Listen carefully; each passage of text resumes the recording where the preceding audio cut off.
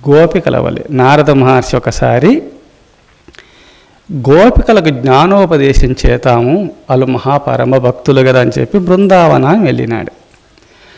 ఆ బృందావనం వెళ్ళిన తర్వాత గోపికలంతా దేవర్షి కదా, సాధూనాం దర్శనం పుణ్యం స్పర్శనం పాపనాశనం సంభాషణం కోటి తీర్థంచ వందనం మోక్ష సాధనం అని చెప్పి ఆ మహర్షిని దేవర్షిని దర్శనం చేసుకోవాలని చెప్పి పరిగెత్తి నమస్కారం చేసుకున్నారు. గోపికలారా మీరందరూ కూర్చోండి, మీకు జ్ఞానోపదేశం చేస్తాను అన్నారు. దర్శనం చేసుకున్నాం చాలా, అంతవరకు కూర్చోమంటున్నాడు ఈ మహర్షి. స్వామి మాకు సమయం లేదు అన్నారు. ఏం సమయం లేదు, మంచి మాటలు కదా నేను చెప్తున్నాను, జ్ఞానోపదేశం అంటే మీ జ్ఞానోపదేశం వినటానికి మాకు సమయం లేదన్నారు. ఎందుకు లేదని అడిగినాడు. భగవంతుని రూపాన్ని మేము చూస్తూ ఉన్నాం, ఎప్పుడు మనసులో ఆ భగవంతుని చూసి ఈ విశ్వమంతా భగవత్ స్వరూపమే కావున ఎక్కడ చూసినా ఆ భగవంతుడు మాకు దర్శనమిస్తున్నాడు. ఆ భగవన్ నామాన్ని మేము నామ సంకీర్తన చేస్తున్నాము. సాలోక్య భక్తి, సాయుజ్య భక్తి, సారూప్య భక్తి, ఇక్కడ సామీప్య భక్తి. ఆ భగవంతుడు మా చెంతనే ఉన్నాడు. అక్కడ సాలోక్య భక్తి, ఆ లోకం నుంచి ఆ వైకుంఠంలో ఉన్నటువంటి ఆ శ్రీ మహావిష్ణువు ఈ భూలోకంలో అవతరించినాడు శ్రీకృష్ణ పరమాత్మగా భగవంతుడు అనే భావన చేత అక్కడ దృష్టి పెట్టి ఆ వైకుంఠమే ఈ బృందావనంగా, ఆ వైకుంఠం రూపంలో ఆ వైకుంఠం ఎలా ఉన్నదో ఆ వైకుంఠమును, ఆ వైకుంఠం నుంచి ఆ భగవంతుడు వేంచేసి ఈ బృందావనమే వైకుంఠంగా మారింది. అందుకోసము ఆ భగవంతు సాలోక్య భక్తి, సారూప్య భక్తి, ఆ శ్రీ మహావిష్ణువే శ్రీకృష్ణుడు అనే భావనలో మేమున్నాం. సామీప్య భక్తి, సామీప్య భక్తి, సామీప్యంలో మా హృదయంలో ఉన్నాడు, మా చెంతలోనే ఉన్నాడని మాకు భావన ఉంది. అప్పుడు సాయుజ్య భక్తి, కైవల్యం సిద్ధిస్తుంది. అందుకోసము నారద మహర్షి నీ జ్ఞానోపదేశములు వినటానికి మాకు సమయం లేదు, భగవత్ చింతన చేస్తూ ఉన్నాము, ఆ భగవంతుని సర్వత్రా చూస్తున్నాం, నీ మాటలు వినటానికి మాకు అవకాశం లేదు, సమయం లేదు అన్నారు గోపికలు. ఏదో ఉపదేశం చేయాలని నేను వస్తే నాకే ఉపదేశం చేసినారు వీళ్ళు. జ్ఞానోపదేశాన్ని చేస్తుంటే వినటానికి కూడా సమయం లేదన్నారు వాళ్ళు. అందుకోసమే యథా వ్రజ గోపికానాం అని నారద భక్తి సూత్రంలో వర్ణించినాడు. ఎవరైనా భక్తి గురించి తెలుసుకోవాలంటే గోపికల దగ్గరికి వెళ్ళండి, గోపికలను ఆదర్శంగా తీసుకోండి.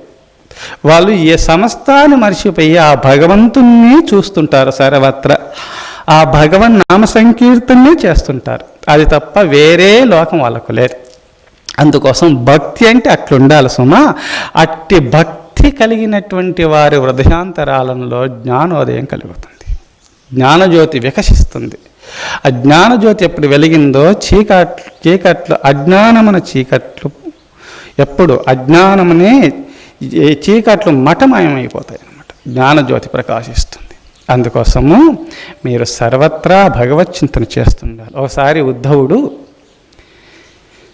గోపికలు మహాపరమ భక్తురాలని చెప్పి ఒకసారి బృందావనానికి వచ్చేసి, గోపికలారా రండి, ఉద్ధవుడు మహాజ్ఞాని, పరమ భక్తుడు, అయితే కొంచెం ఉపదేశం చేతాము, జ్ఞానం వల్ల కదా కైవల్యం పొందుతుంది అని అందరు అంటున్నారు. శాస్త్రాలు పురాణాలు వాళ్ళు చదువుకున్నాడు కావున రండి అంటే, సరే కృష్ణ పరమాత్మ బృందావనం నుంచి వెళ్ళినారు, చాలా కాలమైంది కదా, కృష్ణ పరమాత్మ ఏమైనా సందేశము ఉద్ధవుని ద్వారా పంపినాడనే భావన చేత పరిగెత్తుకుంటూ వచ్చేసినారు. చేతులు ఒక గ్రంథం ఉన్నది, అంటే పూర్వకాలం తాళపత్ర గ్రంథాలు కదా, ఒక గ్రంథం ఉంది. కృష్ణుడు ఏం చెప్పినాడు, మహాత్మ ఆ గ్రంథాన్ని ఏమన్నా రాసిచ్చినాడు, మా నిమిత్తం ఏమన్నా రాసిచ్చినారనే భావన చేత తీసుకున్నారు. అంతా చూసినారు.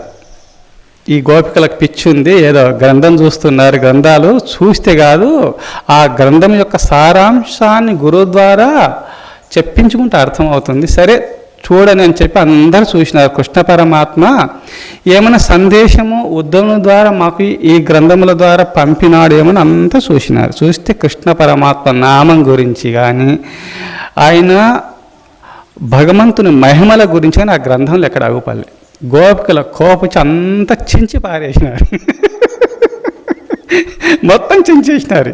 ఏమైనా మీకు పిచ్చి పెట్టిందా, ఏమి అట్ట చించేసినారు అన్నాడు. ఉద్ధవ, భగవన్ నామం గురించి లేని గ్రంథాలు, భగవంతుని మహిమల గురించి వర్ణించలేనటువంటి గ్రంథాలు అవి గ్రంథములు కావు, అవి ఉండకూడదని చెప్పి చించేసినాం. అందుకోసము అందులో జ్ఞాన సంపద ఉందంటే భగవంతుని నామం గురించి వర్ణించినటువంటి గ్రంథం సంపద కాదు, భగవంతుని మహిమల గురించి వర్ణించలేనటువంటి సంపద జ్ఞాన సంపద కాదు. అలాంటి గ్రంథాలు మాకు అవసరం లేదని చించి పారేసేసినారు. అప్పుడు ఉద్ధవుడు తల వంచుకొని, ఇది కదా భక్తి, భక్తి సంపూర్ణమైన భక్తి ఉన్న చోట జ్ఞానం ఉంటుంది. సంపూర్ణమైన జ్ఞాని కూడా భక్తి మార్గంలో పయనిస్తాడు.